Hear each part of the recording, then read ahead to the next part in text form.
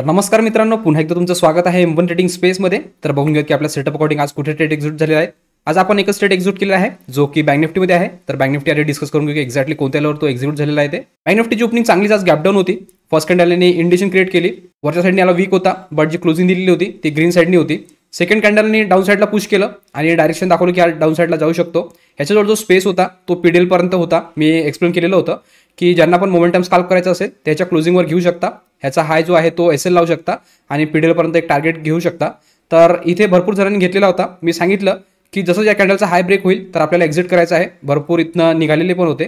जेव्हा ही candle close झाली तर एक वरच्या साईडचं डायरेक्शन आलेलं होतं, कारण की याच्या आधी कोणतीही स्ट्रॉंग कॅन्डल बनलेली नव्हती. तर इथे सेंटिमेंट आलेले होते की हा अपसाईडला जाऊ शकतो, कारण की याचं जे टार्गेट होते ते सरळ सरळ गॅप फिलिंगचं होतं. बट लगेचच आपण एंट्री करत नाही, आपण थोडंसं वेट करतो, एक रेंज क्रिएट होऊ देतो, त्यानंतर एक कन्फर्मेशन येतं, त्यानंतर आपण एंट्री करतो. तर आपली जी एंट्री झालेली आहे ते झालेली आहे या कॅन्डलमध्ये. तुम्ही बघाल एक्झॅक्टली या लेवलवर एक रेजिस्टन्स फेस केला. हा जो रेंज होता हा डे हायचा रेंज होता, प्लस जी गॅप होती ह्याच्यामधला रेंज होता, आणि एक्झॅक्टली तिथनं एक रिजेक्शन घेतलं, इंगल्फिंग क्रिएट केली आणि स्ट्रॉंग सेलिंग दाखवलेली आहे. भरपूर जण जे असतात ते अशी कॅन्डल बघून सेलिंग करतात, त्यांनाच मार्केटने ट्रॅप केलेला आहे. जो हा ट्रेंड होता ह्याला कंटिन्यू केलं आणि ह्या कॅन्डलनी अपसाईडला पुश केलं आणि इथे क्लोजिंग दिलेली आहे. याच्यानंतर डायरेक्टली मी सांगितलेलं होतं की गॅप फिलिंगसाठी हा जाऊ शकतो आणि याच्यामध्ये 1:2चं टार्गेट इझिली आपल्याला दिसत होतं. त्या अकॉर्डिंग आपण ह्याच्या क्लोजिंगवर ट्रेड एक्झिट केला आणि सेम कॅन्डलचा लो आपण एसएल लावलेला. ऑलमोस्ट 90% जे टार्गेट आहे ह्या 2-3 कॅन्डलमध्ये आपलं डन झालेलं होतं. बट हे जे मोमेंटम होतं हे डायरेक्ट होतं, याच्यामध्ये आपल्याला ट्रेलिंगचा चान्स नाही मिळाला, त्यामुळे आपण ट्रेड जे आहे ते होल्ड करून ठेवलेली होती. जेव्हा इथनं डाऊनसाईडला आला आणि एक रिजेक्शन घेऊन वर गेला, एक डाऊनसाईडनी रिजेक्शन होतं, पुन्हा डाऊनसाईडला आला, पुन्हा थांबून वर गेला, तर ही जी रेंज आहे इथे आपल्याला ट्रेलिंगचा चान्स मिळाला. जो एसएल आपण इथे लावलेला होता तो ट्रेल करून आपण ह्याच्या खाली लावला. जेव्हा 2 कॅन्डल वर पुश झाल्या आणि होल्ड केलं तर इथे फ्रॅक्टल जे आहे ते कन्फर्म झालेलं होतं. आणि जर इकडनं रिव्हर्स झाला असता तर डायरेक्टली मग ही जी मोठी रेंज आहे ह्याच्यामध्येचा फिरत राहिला असता. त्यानंतर आपल्याला डिसाईड करावं लागलं असतं की याच्या वर जाईल तर आपण बाईंग करू, याच्या खाली जर येईल तर आपण सेलिंग करू. बट जो ट्रेंड आहे तो कंटिन्यू ठेवलेला आहे. इथे जर तुम्ही बघाल आपण इथे ट्रेलिंग केलेलं होतं, मार्केट घाबरवण्यासाठी खाली आलं, ऑलमोस्ट आपल्या ट्रेलिंग जवळ पोहोचलेलं होतं, बट आपला ट्रेलिंग इथे हिट नाही झाला. इथनं पुन्हा बायर ॲक्टिवेट झाले, याला वर साईड घेऊन गेलेले आहे. इथे एकदा आणि इथे एकदा जे आहे ते ब्रेकआउट फेल झालं, क्लोजिंग जी दिलेली आहे ती खाली दिलेली आहे. तर आपली पोझिशन सिक्युअर प्लेसवर आणण्यासाठी मी अजून टाईट टेल केला. जो एसएल मी इथे लावलेला होता तो टेल करून मी ह्याच्या खाली लावला. जेव्हा हे ब्रेकआउट निघालं तर इथे कन्फर्म झालेलं होतं की आता हा वरच्या साईडने हे जे टार्गेट आहे हे डन करू शकतो. ऑलरेडी जे आपलं गॅप फिलिंगचं टार्गेट आहे ते तर डन इथे झालेलं होतं, बट जी ट्रेलिंग होती ते सिक्युअर प्लसवर आलेली होती. आपल्याला पोझिशनमध्ये काही प्रॉब्लेम नव्हता, त्यामुळे आपण होल्ड करून ठेवलेली होती. जेव्हा या कॅन्डलने अपसाईडला क्लोजिंग दिली तर मी अजून अग्रेसिव्हली ट्रेल करायला स्टार्ट केलं.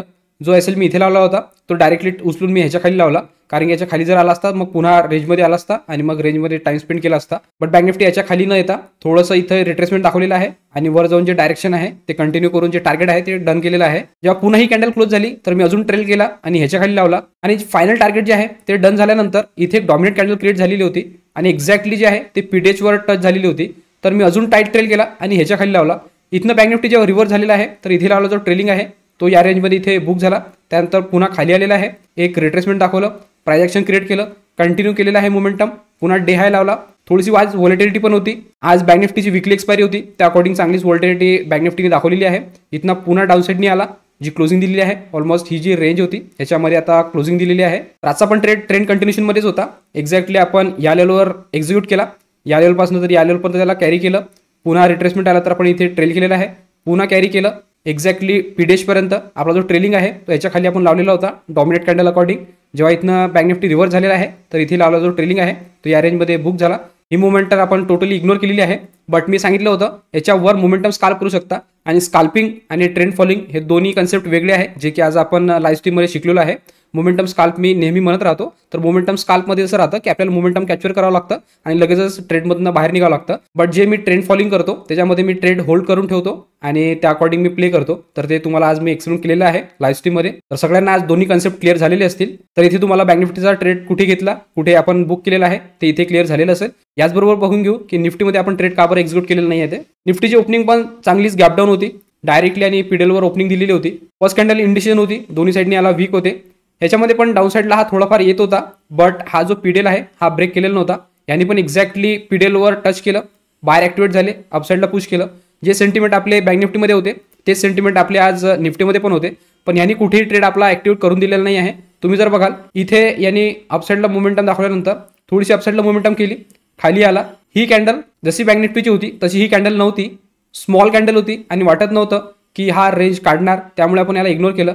इथे ब्रेकआउट देण्याचा प्रयत्न केला, बट ही लेवल जी आहे ती काढलेली नव्हती, त्यामुळे आपण इग्नोर केलं. मी इथे रेडी झालेलो होतो. ह्याच्यावर जर क्लोजिंग दिली असती तर जो स्पेस आहे तो क्लिअर झाला असता आणि फ्लोमध्ये हा निघून डायरेक्टली हे जे टार्गेट आहे जे की गॅप फिलिंगचं होतं हे डन झालं असतं. बट यांनी क्लोजिंग खाली दिल्यामुळे मी थोडं इग्नोर केलं आणि ऑलरेडी जे प्रीमियम आहे ते प्रॉपरली डाऊन जाताना दिसत नव्हते, त्यामुळे मी याला इग्नोर केलेलं आहे. त्यानंतर यांनी एक्झॅक्टली या रेंजमध्ये एक टाइम स्पेंड केला, एक रेंज क्रिएट केली, पुन्हा डाऊन साईडला आला, पुन्हा रेंज क्रिएट केली. ही जी मोमेंटम होती टोटली स्लो होती, स्मॉल स्मॉल कॅन्डल क्रिएट करत होत्या. मी इथे घेणार होतो, बट जी मोमेंटम होती आरामात जात असल्यामुळे मी त्याला इग्नोर केलं, कारण की वीज जो आहे तो पण प्रॉपरली त्या अकॉर्डिंग प्ले करत नव्हता, कंटिन्युअसली डाऊन साईडला येत होता आणि होल्ड करत होता. एक जो मी कन्सेप्ट सांगितला लाईव्हमध्ये तो तुम्ही जर प्रॉपरली ऐकला असेल तर तिथे तुम्हाला क्लिअर झालेलं असेल की विक्सला आपण कशाप्रकारे इंडेक्समध्ये लावून बघतो आणि कशाप्रकारे आपण त्या अकॉर्डिंग मोमेंटम कॅच करण्याचा प्रयत्न करतो, तर ते पण तुम्हाला आज क्लिअर झालेलं असेल. इथे हा रिट्रेसमेंट दाखवलं, पुन्हा वर गेला, एक्झॅक्टली जो हा झोन आहे याच्यावर यांनी रेजिस्टन्स घेतला, पुन्हा खाली आला. ऑलमोस्ट हे जे प्लेयर असतील यांना एक्झिट करवलं, पुन्हा प्राइस ॲक्शन बिल्ड केलं, पुन्हा ब्रेकआउट दाखवलं आणि कंटिन्यू केलेलं आहे. ह्यामध्ये पण मी मोमेंटम स्काल्प तुम्हाला सांगितलेला होता. इथे तर कंटिन्यू आणि मोमेंटम दाखवलेला आहे आणि आपली जी बुकिंग झालेली आहे ती या कॅन्डलमध्ये झालेली आहे, कारण की एकाही कॅन्डलमध्ये असं काही सेंटिमेंट नव्हतं की त्यामध्ये आपल्याला बुक करावं लागणार. तर कंटिन्यू ही जी मोमेंटम आहे टोटली आज आपण कॅप्चर केलेली आहे आणि डायरेक्टली टॉपवरच आपण पोझिशन बुक केलेली आहे. तर आज निफ्टीमध्ये ज्या प्रकारे आपण सेटअप बघतो त्या प्रकारे नव्हतं, सेंटिमेंट प्रॉपरली मॅच होत नव्हते, त्यामुळे आपण टोटली इग्नोर केलेलं आहे. ज्या प्रकारे सांगितलं की इथे मी इग्नोर केलं, हा ब्रेकआउट प्रॉपर नव्हता म्हणून हे पण इग्नोर केलं. ही जी लेवल आहे ही प्रॉपरली निघालेली नव्हती आणि स्लो मुवमेंट होती म्हणून हे पण आपण इग्नोर केलेलं आहे. याच्यामध्ये आपण ऑलरेडी बँक निफ्टीमध्ये बुक केलेलं होतं आणि जे मोमेंटम स्काल्प करतात त्यांना तर मी हे क्लिअर केलेलं होतं, त्या अकॉर्डिंग आपण हे पण कॅप्चर केलेलं आहे. तर इथे दोन्ही डायसेसचं एक्सप्लेनेशन तुम्हाला समजलेलं असेल, कशाप्रकारे आपण ट्रेड घेतला, कशाप्रकारे त्याला मॅनेज केलं आणि कशाप्रकारे त्याला प्रॉपर लेवलवर बुक केलेलं आहे. तर आता बघून घेऊ की एक्झॅक्टली ऑर्डर बुकमध्ये कोणत्या टाइमिंगला ट्रेड एक्झिक्यूट झालेले आहेत ते. ऑर्डर बुकमध्ये जर बघाल तर जो बँक निफ्टीचा ट्रेड आपण एक्झिक्यूट केलेला आहे तो केलेला आहे 10 वाजून 10 मिनिटांनी. तिथे मी बँक निफ्टीचा 45,400चा पी सोल्ड केलेला, तो केलेला 268 मध्ये आणि असा जो ट्रेलिंग आहे तो बुक झालेला आहे 1 वाजून 16 मिनिटांनी. 45,400चा पी तो झालेला आहे 34 मध्ये. तर सेटअप अकॉर्डिंग आज एकच ट्रेड होता जो की बँक निफ्टीमध्ये होता, तर आपण आज बँक निफ्टीलाच ट्रेड केलेला आहे, त्याच्यामध्येच आपण टार्गेट बुक केलं. निफ्टीला टोटली आज अवॉइड केलेलं आहे, कारण की जशा प्रकारे आपण मार्केटला बघतो त्या प्रकारे मोमेंटम नव्हती, त्यामुळे आपण निफ्टीला आज इग्नोर केलं. आज बँक निफ्टीची एक्सपायरी पण होती, कशाप्रकारे सेंटिमेंट राहतात एक्सपायरीचे ते पण आपण आज डिस्कस केलेलं आहे. मोमेंटम स्काल्प काय राहतो ते पण आपण आज डिस्कस केलं, प्लस विक्स कशाप्रकारे रिॲक्ट करतो त्याचं पण क्लॅरिफिकेशन आज मी तुम्हाला दिलेलं आहे.